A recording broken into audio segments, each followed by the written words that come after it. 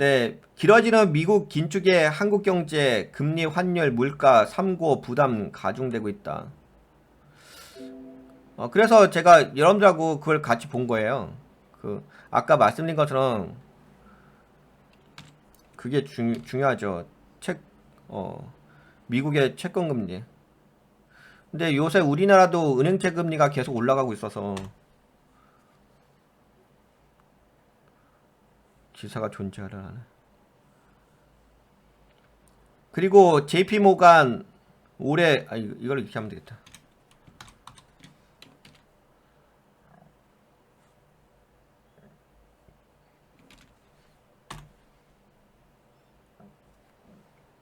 삭제했어.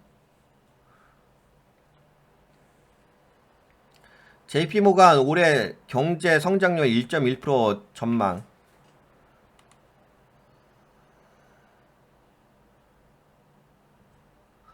예, 여기 있다. 예, 고금리, 고환율, 고유가 3고. 어제 기사죠. 한국 L자형 침체 빠지나.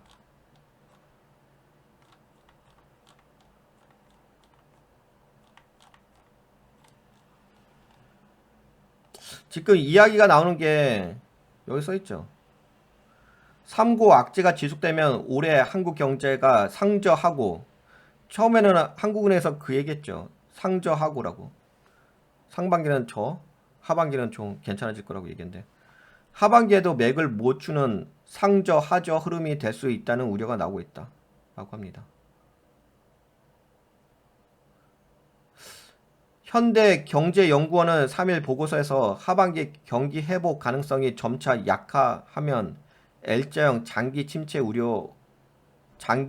시나리오가 현실화될 수 있다고 관측했다.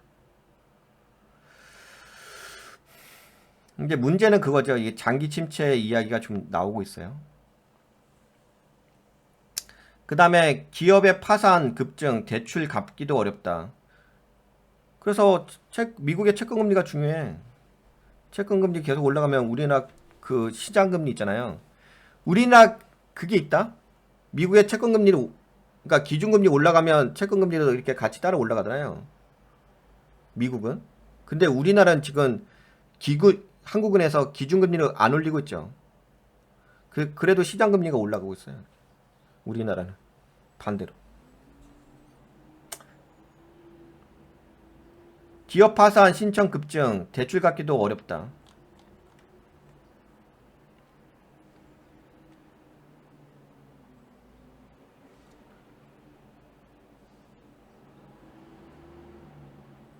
올해 들어 지난달까지 기업 파산 신청이 1천 건을 넘었습니다. 지난해 연간 신청 건수를 넘긴 수치인데요.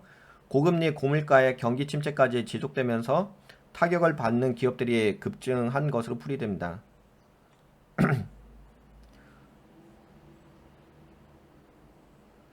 지난달까지 전국 법원에서 접수한 법인 파산 신청 건수는 1,034건이었습니다. 지난해 같은 기간 기록했던 652건 대비 54%, 네, 54% 급증을 했다고 합니다. 금리가 올라가면 이제 기업들이 이렇게 파산하죠. 뭐 기업만 파산하는 건 아니겠죠. 개인들도 파산을 하긴 하겠지. 그래서 금리 인상이란 게 이게 되게 무서운 거예요. 현실적으로. 그리고 저는 이거 좋은 소식인 것 같아가지고 그나마 안 좋은 소식만 전해드릴 수는 없잖아. 그래도 좋은 소식 뭐가 있지 않을까 싶어가지고 타이틀로 이게 나왔거든요. 9월 1일부터 20일까지 수출이 증가했다는 소식이 나왔어요. 9.8%. 수출 증가했다고 라는 소식이 나와가지고 너무 좋은 소식인 줄 알았어.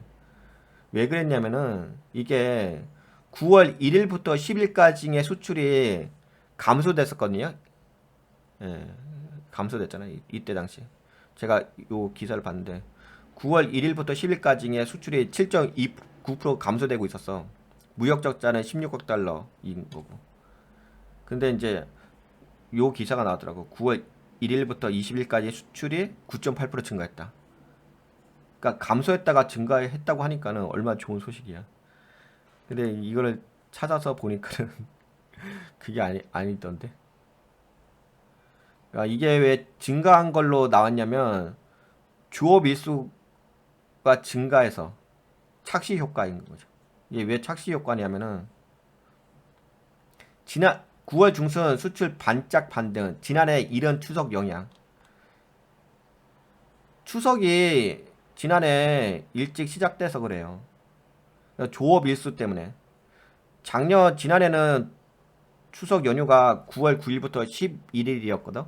근데 올해는 추석 연휴가 28일부터 30일이잖아. 그러니까 20일 전까지니까는 작년에 조업 일수가 적었으니까는 그거 대비 증가했다고 보는 거죠. 그래서 이거 보시게 되면 9월 들어 20일까지 수출이 전년 동기 대비 9.8% 늘었다. 그러나 지난해 일은 추석 연휴 영향으로 일어나는 이렇게 말했고요. 그러나 지난해 일은 추석 연휴 영향으로 일하는 날이 적었던 데 따른 착시 효과로 조업 일수를 고려한 하루 평균 수출액은 7.9%. 그러니까 이제 이거 조업 일수 고려하게 되면은 수출액이 오히려 줄었다고 얘기하는 거예요. 7.9%. 그러니까 9.8% 증가했다고 여기 써 있잖아. 근데 그게 아니라 조업 일수까지 고려하게 되면 7.9% 줄었다고 이야기를 합니다.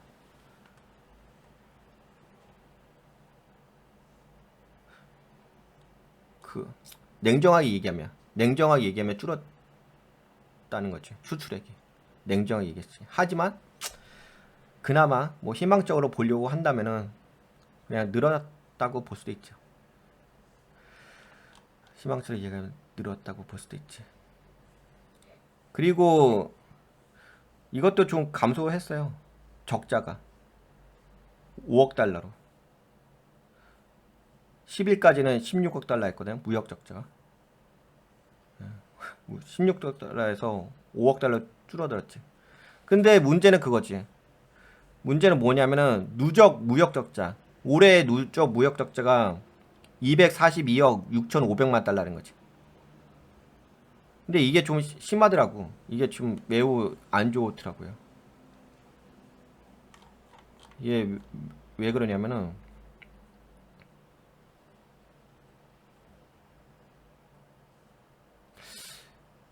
무역 수지는 지난달까지 3개월 연속 흑자를 지속한 바 있다. 그런데 흑자를 3개월 동안 지속했다 하더라도 봐보세요. 올해 들어 20일까지 올해 누적 무역 적자는 242억 6,500만 달러잖아. 적자예요, 계속. 올해만. 그나마 최근에 좀 무역 수지가 3개월 연속 흑자된 건 있는데 그래봤자 242억 6,500만 달러 적자야. 누적으로 보게 된다면. 근데 전년 동기 대비는 18.1% 줄어들었다고 하는데 전년 동기가 이것도 전년에도 무역 적자잖아. 296억 1,900만 달러. 작년에도 무역 적자가 이렇게 증가했고 누적되어 있고 올해도 이렇게 누적되어 있고 매우 좀 심각한 거죠. 안 좋은 거죠. 아무리 뭐 최근에 3개월 연속 흑자로 전환됐다 하더라도 누적 적자가 계속 이렇게 많았으니까. 그 다음에 이거 한번 같이 볼까요?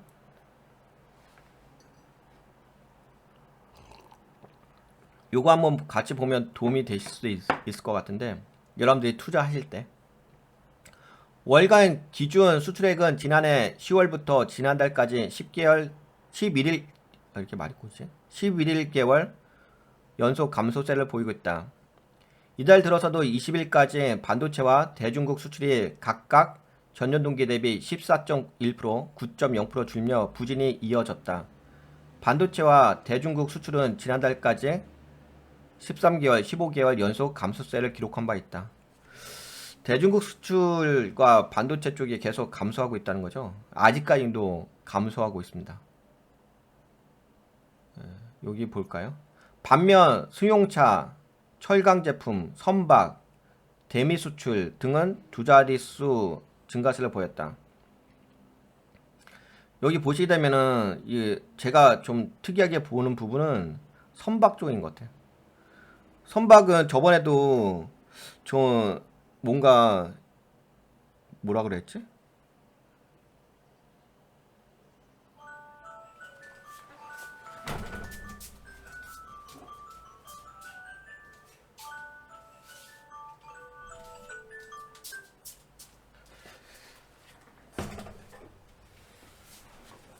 수출 기대 지수인가? 수출 기대 지수가 선박은 좋게 나왔잖아요. 긍정적으로. 근데 실제적으로도 선박 쪽이 73.9%좀 증가한 게 있어요. 그래서 선박 쪽을 한번 주목해 볼 필요가 있을 것 같긴 해요. 어제 방송에서 같이 봤었잖아요.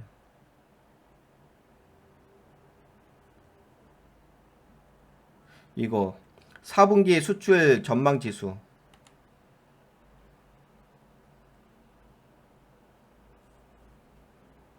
여기서 이제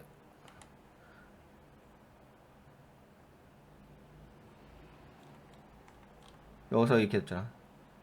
선박이 145로 좀 긍정적으로 보고 있는 거잖아. 4분기에. 근데 또 이렇게 봤는데 실제적으로 수출도 네, 선박이 73.9% 증가세라고 하죠. 그래서 선박 쪽을 한번 주목해 볼 필요는 있지 않을까 싶어요. 수용차도 증가를 했어요. 49.1%, 철강 제품 25.3%, 선박 네, 증가를 했는데 반도체 쪽은 마이너스 7.0%, 가스 마이너스 58.7%, 석탄 마이너스 29.4%. 반도체 쪽은 아직까지는 좀 약세인 것 같아요.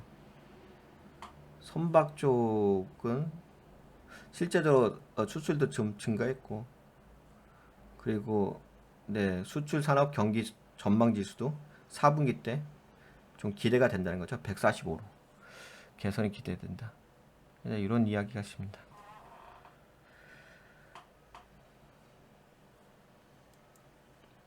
그리고 요거는 이제 같이 본 거고요. 금리 인상으로 인해서 한국 경제에 미치는 영향 등 기업들이 파산 신청이 급증하고 있다는 이야기 말씀드렸고, 그다음에 이것도 한번 볼까요? 요거는 부동산 금융 경제 시황인데요. 부동산 많이들 관심 많으시죠? 그러니까 부동산이 금융 쪽하고 연결이 되어 있어요. 금융이라고 한다면 은행이죠, 은행. 은행은 이제 현금이 있는 곳이잖아. 현금성 자산. 예. 그래서 한번 같이 이쪽만 따로 떼서 보려고 하는데, 네, 뭐 부동산 쪽은 매우 심각하죠. 예. 괜히 제가 또 부동산에 대한 전망에 대해서 말씀드렸잖아요.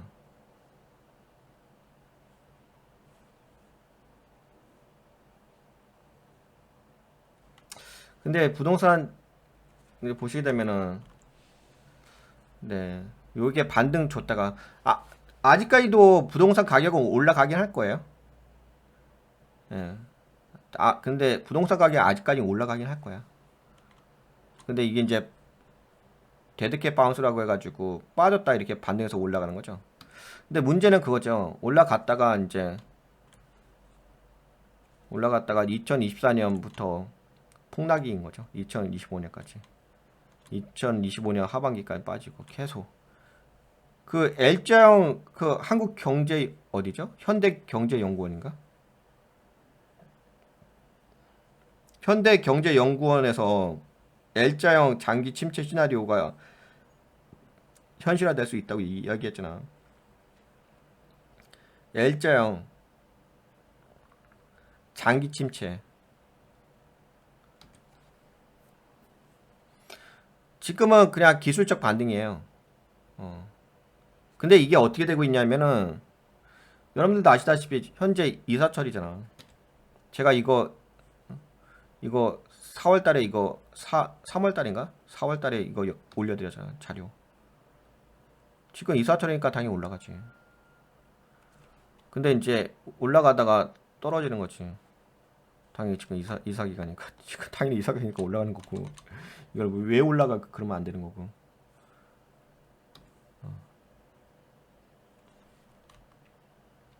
그리고 이거는 기저 효과라는 것은 경제 시장에서는 항상 있어요. 그래서 이때 진짜 많이 빠졌잖아요. 그리고 이거 보시게 되면 A파동, B파동, C파동이잖아. A파동보다 여기 B파동이잖아. C파동. C파동이 A파동의 1.5배 정도 더 빠지잖아. 그래서 여기 더 하락폭이 더 클 거예요.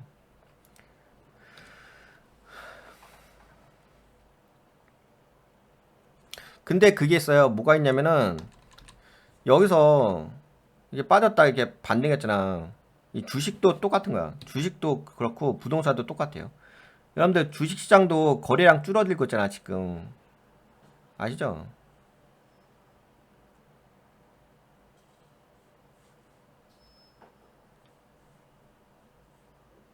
네, 보시게 되면 네, 이렇게 볼까요? 코스피를 기준으로 봅시다. 보시게 되면은 거래량이 이렇게 줄어들잖아. 그치? 이게 지금 올라간 거 있잖아요. 올라간 거 이렇게 반등해서 올라온 거. 이게 부동산하고 거의 비슷해요. 예, 부동산도 마찬가지예요. 그러니까 부동산이 약간 어떤 모양새가 있냐면 코스닥 같은 모양새가 있어요. 좀 그래도 반등해 준 곳은 나름대로 좀 반등해 줬어요. 그 지역에 따라서. 근데 거래량은 줄어들었잖아. 요만큼 좀 반등해 준 곳이 있어요. 있는데 거의 비슷해요. 코스닥하고 부동산 지금 흐름하고 거의 비슷한데요. 이걸 왜 말씀드리냐? 가격은 올라가는데 가격은 올랐어. 가격은 상승했는데 거래량은 줄어들었어요. 거래가 많이 된 건 아니에요. 가격만 올라간 거지. 근데 아무래도 특례 보금자리론 같은 거 있으니까는 그걸 통해 가지고 거래가 된 건 있죠. 예, 그런 거 그 돈 범위 내서 그 대출 범위 내에서 한 건 있지. 그래서 특례 보금자리론 때문에 가계 빚이 엄청나게 증가했잖아요. 그 대출에 의해서 증가한 거잖아. 근데 문제는 그거지. 특례 보금자리를 통해 가서 사면 뭐해? 이제 앞으로 다가올 무서운 일들이 발생할 건데. 여기 이때도 그랬잖아요. 영끌해가지고 사면 뭐해? 폭락했잖아. 그럼 많이 몇 억씩 날라갔잖아. 여기서 뭐 예를 들어서 내가 20억짜리 샀다고 합시다. 아니면 10억짜리 샀다고 합시다. 보통 10억, 20억 하잖아요. 그럼 여기서 그때 당시 몇 프로 빠졌어요? 20%에서 20% 정도 빠졌죠. 평균. 많이 빠진 데는 뭐 35% 빠졌다고 하는데. 그럼 뭐 2억이 날라가는 거죠. 10억이면 2억 날라간 거지. 여기도 이제 빠지는 거 봐봐. 사면 뭐해? 몇 억씩 날라갔는데, 부동산은.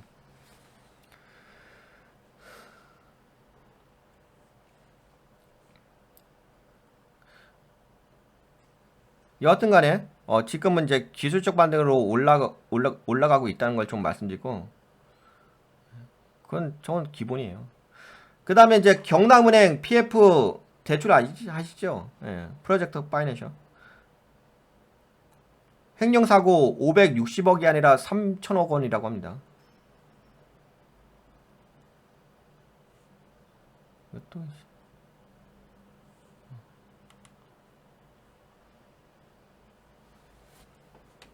기사를 왜 삭제를 했어?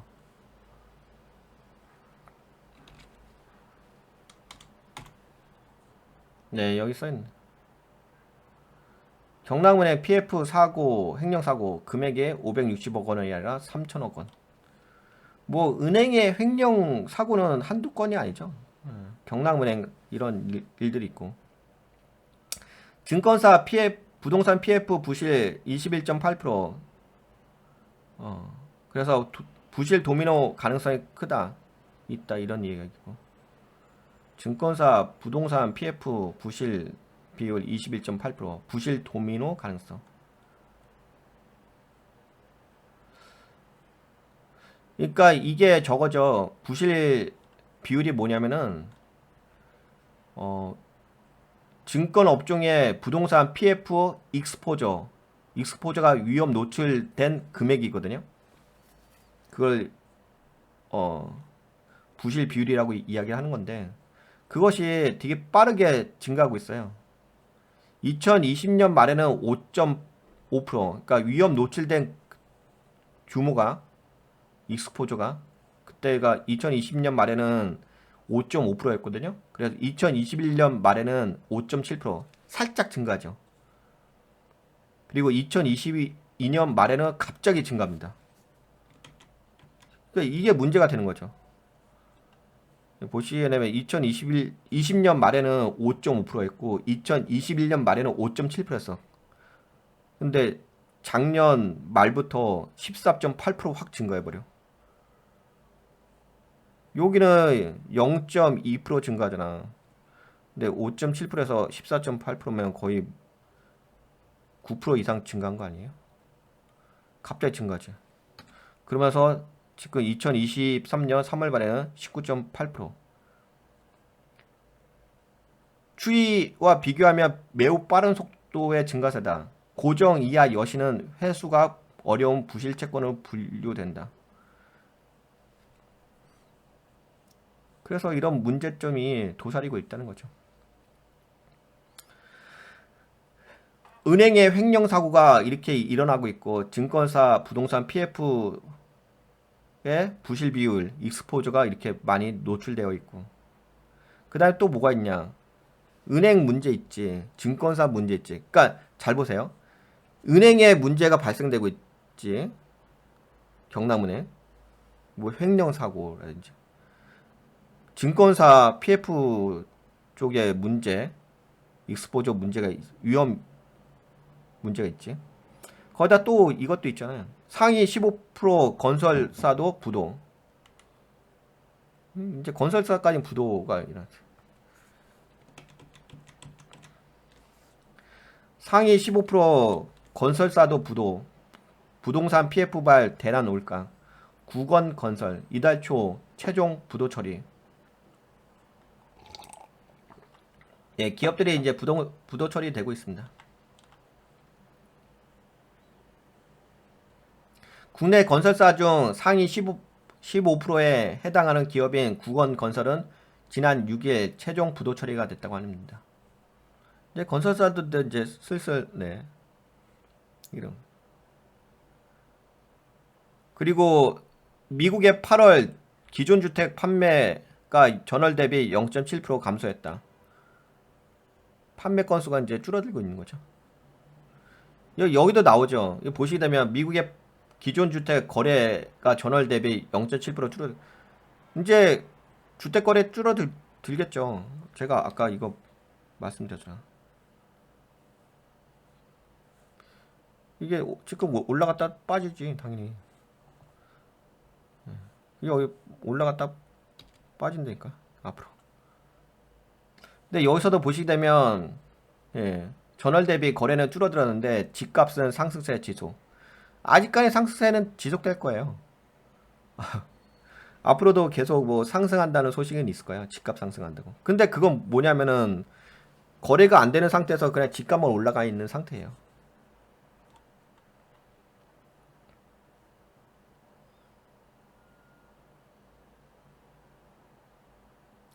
네, 그렇습니다. 네, 미국도 기존 주택 판매가 전월 대비 0.7% 감소하고 있습니다. 부동산 쪽 좀 같이 봤고요. 네, 한국경제 시황도 같이 봤고. 근데 현재로서는 뭐 긍정적으로 볼 수 있는 건 없는 거죠. 뭐 한국경제라든지 뭐 부동산, 특히 뭐 부동산 금융, 아까 이야기한 것처럼 부동산하고 금융하고는 매우 밀접하게 연결돼 있으니까 그거에 대해서 이야기한 거고.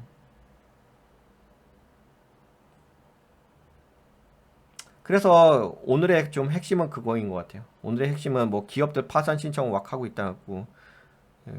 앞으로 저걸 잘 보시다. 채권금리. 채권금리의 추이를 잘 보시고. 그 다음에 뭐, 그 다음에 더 이야기할 거 있는데, 오늘 요 정도만 이야기할게요. 좋은 이야기는 없는 것 같아요. 아직까지는. 그나마 뭐, 저거 하나는 경상수지 흑자인 거? 예, 그거 하나는 있는 것 같아요. 그거 하나 갖다 버티고 있는 건데, 근데 누적 무역 적자가 계속 예, 있으니까 하여튼 그렇습니다. 이 정도가 예, 우리나라 현재 경제 상황입니다. 이 정도 보도록 하겠습니다. 한국 경제에 대해서는. 근데 부동산은 계속 문제 있는 거 아시겠죠? 예, 제가 괜히 부동산 이렇게 빠질 거라고 괜히 이렇게 이야기하는 거 아니죠? 그리고 여러분들 그거 아시죠? 이때 부동산 빠졌을 때 저 혼자만 거의 저 혼자죠. 다른 사람 못 봤어. 저 혼자만 요때 반등한다고 얘기해드렸어요. 부동산 가격 올라간다고. 다들 이때 떨어질 게 앞으로도 더 빠질 거다 막 이런 얘기했잖아. 근데 저는 냉정하게 이야기한 거지. 냉정하게 저는 2023년에는 부동산 가격 올라갈 거라고 얘기했잖아. 그래서 올라갈 거니까는 이때 매수하라고 얘기했잖아.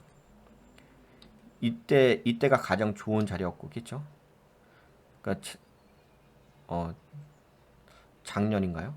작년 12월 달이 이때가 가장 싼 자리였고, 그나마 이때 못 사신 분들은 이때 사라고 했죠. 마지막 기회라고.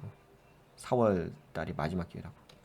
그리고 나서 계속 올라갔잖아요. 제가 얘기하고 나서 엄청 빨리 올라갔잖아요. 저 냉정하게 분석해드렸어요. 그리고 제가 얘기한 대로 그대로 움직였고요. 하지만 냉정하게 또 분석하게 되면은 이제는 빠진다는 얘기죠. 이제는 이렇게 L자형 파동 나온다고 하는 거죠. 아시죠? 네, 그러면 이 정도까지 좀 같이 살펴볼게요. 하지만 그래도 너무 또 희망은 저버리지 마시고요. 그래도 제가 긍정적으로 좀 보고 있는 건 있잖아요. 그래도 제가 여러분들하고 이야기하면서 9월달까지만 좀 약세장이라고 보고 있는 거고, 10월달, 네, 11월달은 그나마 좀 반등장의 모양새가 있다고 보는 거지. 다만 이제 우리가 한국 경제를 보는 것은 이때를 이야기하려고 하는 거죠. 폭락장. 그것 때문에 이야기를 하는 거니까 9월달만 좀 잘 이렇게 관리하시고, 그나마 희망은 10월, 11월달 요때를 한번 노려봅시다. 네, 그러면 그리고 한국 주식시장은 어제 이게 장대 음봉 나왔잖아요. 굳이 급하게 접근하실 필요 없어요. 장대 음봉 나왔는데 지금이 싼 자리인가요? 그러실 필요 없어. 왜냐면은 지금 거래량도 줄어들고 있고, 그리고 어차피 이거 추세가 빠지고 있잖아. 추세가 이렇게 빠지고 있는데, 굳이 그렇게까지 지수가 무슨 갑자기 급등을 하는 것도 아니고, 이게 무슨 녀석 이렇게 갑자기 이렇게 급등하는 건 아닐 거 아니야. 그런 거 아니니까. 그리고 채권금리도 지금 올라갈까. 채권금리 잘 보시고 좀 여유롭게 보세요. 물론 지금 크게 좀 빠지고 있어서 반등은 나올 수 있을 거예요. 근데 반등은 반등일 뿐이니까 너무 그냥 아직까지는 좀 여유롭게 보시고, 그 대신에 너무 멘탈 나가지 마시고, 또 10월 11일 10월하고 11월 좀 기대할 부분도 있으니까. 하지만 좀 완급 조절은 하실 필요가 있고, 뭔가 좀 여유도 가지시고 기다림도 좀 필요하시고, 냉정하게 좀 객관적으로 바라보실 필요도 있는 거고, 그렇습니다. 네, 도움이 되셨다고 생각되신 분들, 네, 좋아요. 새로 오신 분들은 꾸덕꾸덕 한번 눌러주시고요.